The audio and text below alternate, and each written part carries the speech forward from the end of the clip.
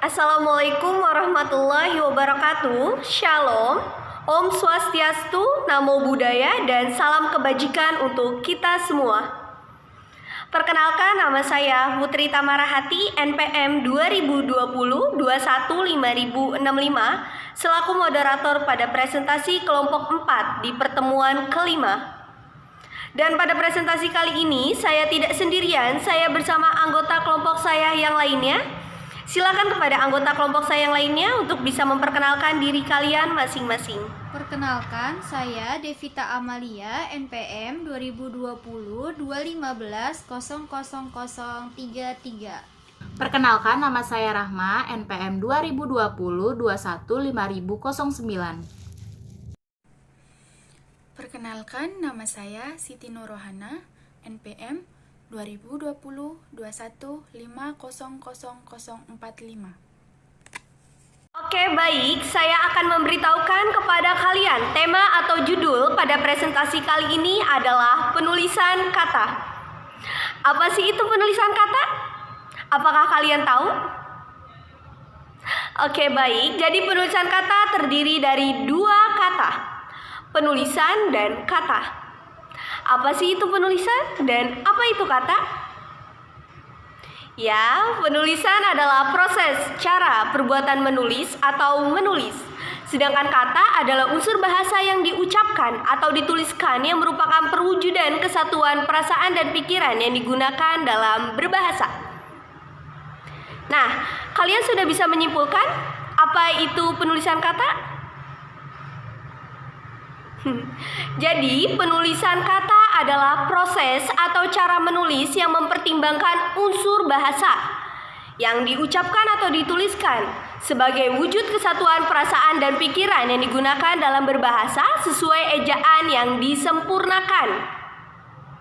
Pada presentasi kali ini, kami akan membahas metode penulisan kata secara umum. Metode umum penulisan kata terbagi menjadi 3. Yang pertama adalah penulisan gabungan kata yang akan dibahas oleh Devita Amalia. Kepada Devita Amalia, saya persilakan. Penulisan gabungan kata. Gabungan kata merupakan suatu penggabungan antara satu kata dengan kata lainnya. Dalam penulisannya, gabungan kata mesti menuruti tata cara yang diatur dalam Pedoman Umum Ejaan Bahasa Indonesia. Tata cara penulisan gabungan kata yang benar dalam bahasa Indonesia. Yang pertama, jika gabungan kata merupakan kata majemuk atau istilah khusus, maka gabungan tersebut harusnya ditulis terpisah. Contoh, anak kucing itu tengah asik berlari-lari di taman kota tersebut. Gabungan kata yang merupakan kata majemuk, anak kucing. Kedua, jika gabungan kata berpotensi mengundang salah persepsi, maka gabungan kata tersebut harusnya ditulis dengan menggunakan kata strip. Contoh, ayah strip ibu sedang tidak ada di rumah, atau ibu strip ayah kami, petik ibu dan ayah kami. 3. Jika salah satu kata dalam gabungan kata berimbuhan awalan dan akhiran, maka gabungan kata tersebut harus ditulis terpisah. Contoh, para penonton bertepuk tangan setelah gol tersebut tercipta. Gabungan kata yang salah satunya berimbuhan awalan, bertepuk tangan. Kata yang berimbuhan awalan, bertepuk. Yang terakhir, jika gabungan kata merupakan kata dasar atau sebuah bentuk kata terikat, maka gabungan kata tersebut haruslah ditulis serangkai.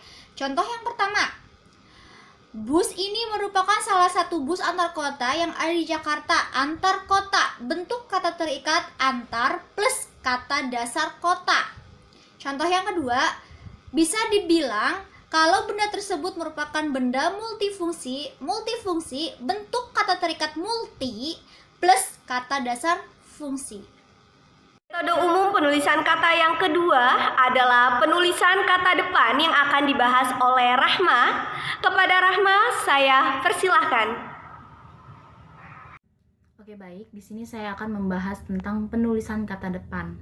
Kata depan memiliki nama lain preposisi atau memiliki posisi di awal atau di depan sebelum kata benda, kata kerja, dan kata keterangan. Kata depan pun memiliki banyak sekali fungsi. yaitu untuk menyatakan tempat, arah, asal, tujuan, sebab akibat, dan lain sebagainya. Kata depan pun memiliki jenis-jenis kata depan, yaitu kata dasar.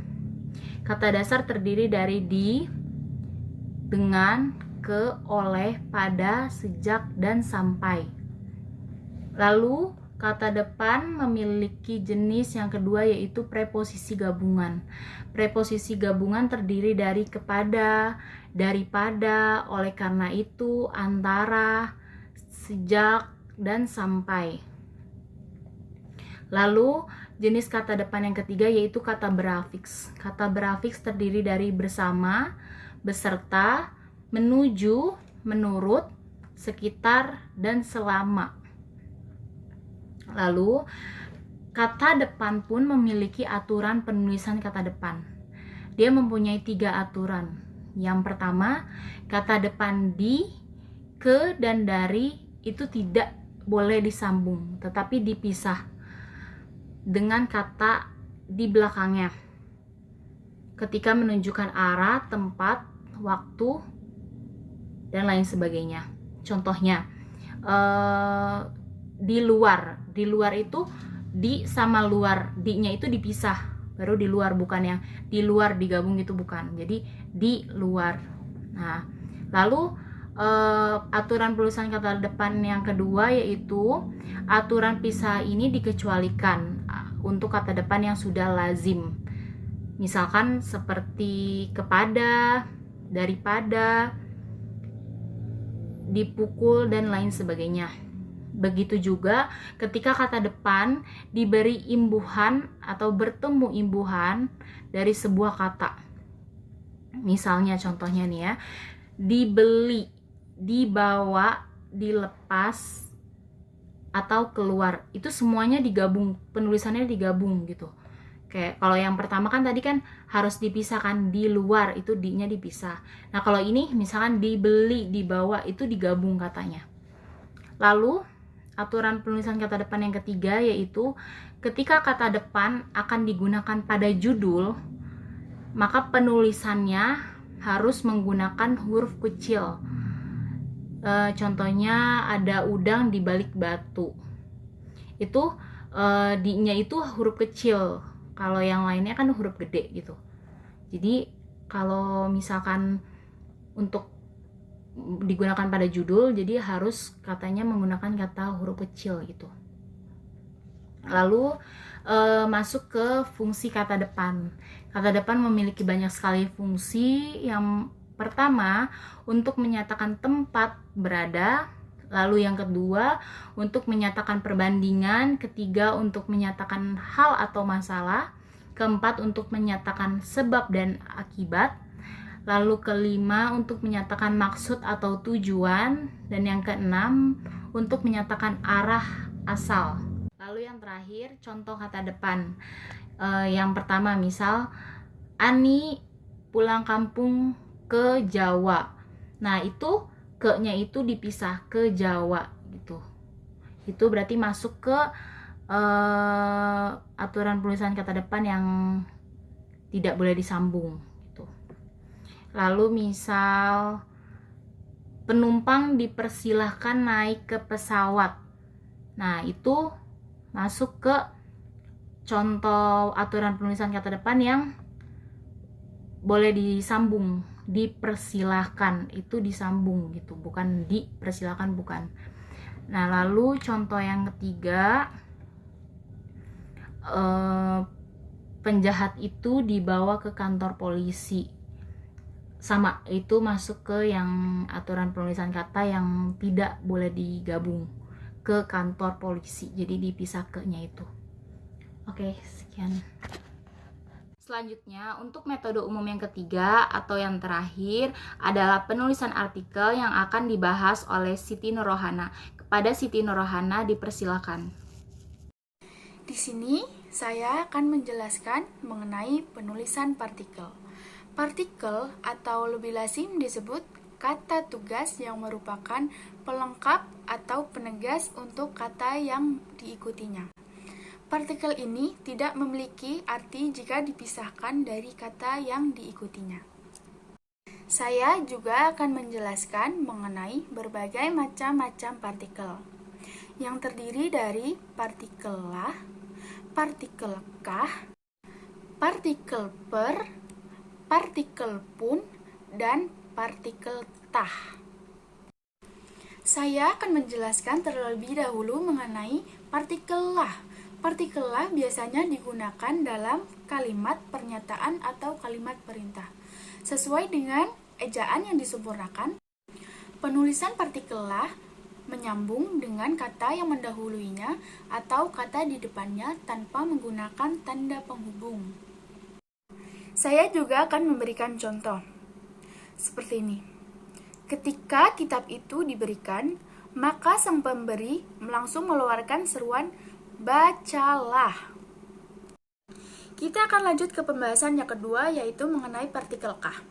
Penulisan partikel kah sesuai dengan ejaan yang disempurnakan digabungkan dengan kata yang diikutinya. Umumnya, partikel ini menunjukkan kalimat tanya. Beberapa contoh kaidah penulisan partikel kah, yaitu yang pertama, "Ayahkah yang akan menjemputku di bandara?" Yang kedua, "Uangkah yang membuat kamu bersemangat untuk datang ke acara itu?" Kedua contoh itu sudah menunjukkan kalimat tanya. Kita lanjut ke pembahasan yang ketiga, yaitu partikel per. Penulisan partikel per yang berarti demi, tiap mulai penulisannya dipisah dari kata yang mengikutinya atau di belakangnya. Contohnya, untuk meningkatkan pemasukan bagi acara ini, kami selaku panitia memutuskan untuk menetapkan iuran per angkatan. Kira-kira seperti itu contohnya ya teman-teman. Kita lanjut ke pembahasan yang keempat, yaitu partikel pun. Partikel pun sesuai dengan ejaan yang disempurnakan, penulisannya dipisahkan dengan kata yang mengikutinya. Biasanya partikel pun seringkali digunakan dalam kalimat berita. Contohnya seperti ini, berbagai pasar sudah kami masuki, namun tak satu pun barang yang kami beli karena tidak sesuai dengan kriteria kami. Kalimat tersebut sudah menunjukkan bahwa saya menginfokan sesuatu kepada kalian, itu termasuk ke dalam kalimat berita. Kita akan masuk ke pembahasan yang terakhir, yaitu mengenai partikel tah. Partikel tah untuk menunjukkan kalimat berita sekaligus kalimat tanya, namun si penanya tidak mengharapkan jawaban dari pertanyaan yang ia lontarkannya. Seakan-akan seperti bertanya pada diri sendiri tentang yang diutarakan. Contohnya saat kita bertanya mengenai apakah gunanya kita hidup hingga 1000 tahun lamanya namun tak pernah sembahyang yang merupakan pilar agama. Cukup sekian penjelasan dari saya mengenai penulisan partikel. Kesimpulan pada pembahasan penulisan kata yang menggunakan metode secara umum ini adalah dalam sebuah karya ilmiah, skripsi maupun makalah, salah satu hal yang harus diperhatikan adalah penulisan kata atau kalimat yang tepat. Betul? Dengan penulisan kata yang tepat, maka pembaca tidak akan mengalami salah tafsir terhadap kata dasar yang telah diberi imbuhan dan isi. Agar tulisan tersebut dapat tersalurkan kepada pembaca, sehingga tujuan penulis dapat tersampaikan kepada pembaca. Oke baik, cukup sampai di sini presentasi kelompok 4 pada pertemuan kelima kali ini. Saya berharap kalian semua dapat memahaminya dan saya mohon maaf apabila dalam presentasi tersebut terdapat kesalahan dalam penyebutan katanya. Sekian dan terima kasih. Wassalamualaikum warahmatullahi wabarakatuh.